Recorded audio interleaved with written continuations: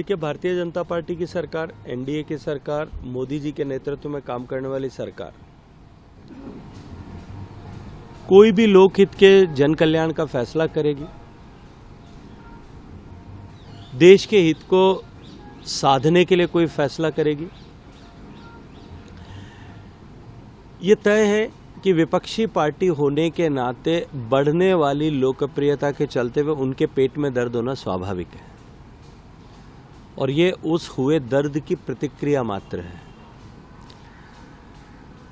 नरेंद्र मोदी जी जब 2014 में देश के प्रधानमंत्री बने, 2-3 तरह के संकल्प उन्होंने देश के सामने व्यक्त किए थे। पहला, मेरी सरकार गांव, गरीब, किसान, पीड़ित, शोषित, वंचित, दलित इन सब के जीवन में परिवर्तन लाने के लक्ष्य को लेकर काम करेगी। दूसरा, हम भारत की बेपटरी हुई अर्थव्यवस्था को पुनः सुदृढ़ करेंगे। तीसरा, भारत के हितों के साथ में कभी कहीं किसी तरह का समझौता नहीं करेंगे। 3 विषय थे मोटे, और इसके आधार पर, इन 3 विषयों के आधार पर हम भारत को सशक्त, संपन्न, समर्थ राष्ट्र, समृद्ध देश बनाएंगे। आज 11 साल बाद पीछे उठा करके देखिए, एक तरफ गरीब आदमी के जीवन में परिवर्तन लाने के लिए विभिन्न योजनाएं धरातल पर सफलता के साथ में उतारी गई, जिनका प्रभाव दिखाई देता है। 30 करोड़ लोग गरीबी की रेखा से बाहर निकल पाए। दूसरी तरफ भारत की अर्थव्यवस्था जो बिल्कुल बेपटरी थी, 11वें स्थान पर लटकी थी। इकोनॉमिस्ट प्रधानमंत्री होने के बावजूद भी उसमें किसी तरह का इजाफा नहीं हो पाया था। जहां अटल जी ने छोड़ा था वहीं पर थे। और भारत की अर्थव्यवस्था को, या भारत को, फ्रेजाइल 5 इकोनॉमीज में सम्मिलित किया गया था, साउथ अफ्रीका और इनके साथ में।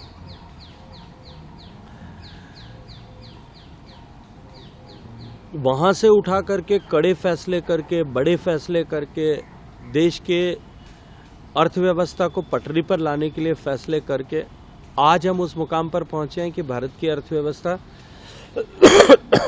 उस फ्रेजाइल 5 से उठ करके रोबस्ट 5 इकोनॉमीज में आ गई। दुनिया के लिए इकोनॉमिक लाइट हाउस की तरह भारत की अर्थव्यवस्था काम कर रही है। हम 4थी बड़ी अर्थव्यवस्था हुए, 3री बनने की तरफ आगे तेजी से बढ़ रहे हैं। इस यात्रा में जीएसटी लागू होना, वन नेशन वन टैक्स लागू होना एक मील का पत्थर था, एक बहुत बड़ा कारक था। अनेक कारक थे, उसमें बहुत बड़ा कारक था। अर्थव्यवस्था सुदृढ़ हुई, उससे लेकर के आज हम उस मुकाम पर आकर के पहुंचे कि जब जीएसटी हमारी लागू हुई थी, उस समय 1 महीने का जो कलेक्शन पहले शुरुआत के दौर में था, वो लगभग 60 से 70 हजार करोड़ रुपए के बीच में होता था। वहां से लेकर के अब हम ऑल टाइम हाई अगर मैं देखूं तो 2,34,000 करोड़ पार कर चुके हैं 1 महीने का कलेक्शन। ईमानदारी से टैक्स कलेक्शन हो, जब इस दिशा में सरकार ने काम किया, टैक्स बढ़ा, देश की सरकार ने तय किया, माननीय प्रधानमंत्री जी ने तय किया, लाल किले के प्राचीर से इंगित किया, और जीएसटी काउंसिल ने नया निर्णय करते हुए इसको और रैशनलाइज किया। ऐसी सारी वस्तुएं जो सामान्य व्यक्ति के जीवन में उपयोग में आती है, ऐसी सारी वस्तुओं को या तो करमुक्त कर दिया गया या 5% में लाया गया। सिन गुड्स को छोड़ दें, इसके अतिरिक्त बाकी सारी वस्तुओं को 18% के दायरे में 28 से घटा करके लाया गया। पर्यटन मंत्री होने के नाते अगर मैं बात करूं तो होटल्स का रूम टैरिफ 1,000 रुपए तक पहले फ्री था, अभी भी है। जो अधिकांश नंबर ऑफ रूम्स हमारे हैं वो 7,500 रुपए से नीचे के रूम्स होते हैं। 7,500 रुपए तक के रूम टैरिफ पर जीएसटी को 12% से घटा के 5% कर दिया गया, और शेष 18% में यथावत रखा गया, उसमें वृद्धि नहीं हुई। ये जो निर्णय किया गया, इसके चलते हुए सामान्य मानवी के जेब में टैक्स कम होने के कारण से कुछ पैसा बचेगा। अर्थव्यवस्था का सिद्धांत ये कहता है कि जब कभी भी लोगों के जेब में डिस्पेंसेबल इनकम होती है तो मार्केट बूम करता है और टूरिज्म बूम करता है। तो इन दोनों ही सेक्टर्स में एक नया उछाल देखने को मिलेगा, ओवरऑल मार्केट में भी और टूरिज्म के मार्केट में भी। और इससे अर्थव्यवस्था जो है और तेज गति के साथ में और बड़े व्याप के साथ में घूमेगी, तो भारत की इकोनॉमिकल ग्रोथ और ज्यादा होगी। देश के हितों के साथ में समझौता न करेंगे। मोदी जी की सरकार ने किसी भी दबाव में झुके बिना हमेशा अपने इस संकल्प को सिद्ध करने के लिए प्रधानमंत्री ने मजबूती के साथ में काम किया। आज उसका प्रभाव हम देख रहे हैं। दुनिया का कोई भी platform, you name the platform, SCO से लेकर के G20 से लेकर के G7 तक, कोई भी प्लेटफॉर्म जहां भारत है वहां भारत के हितों के साथ में किसी तरह का समझौता करके कोई निर्णय हो सके या भारत के हितों के प्रतिकूल कोई निर्णय हो सके, यह संभावना समाप्त हो गई। आज भारत का पिछले 10-11 साल में सामर्थ्य इतना बढ़ा है,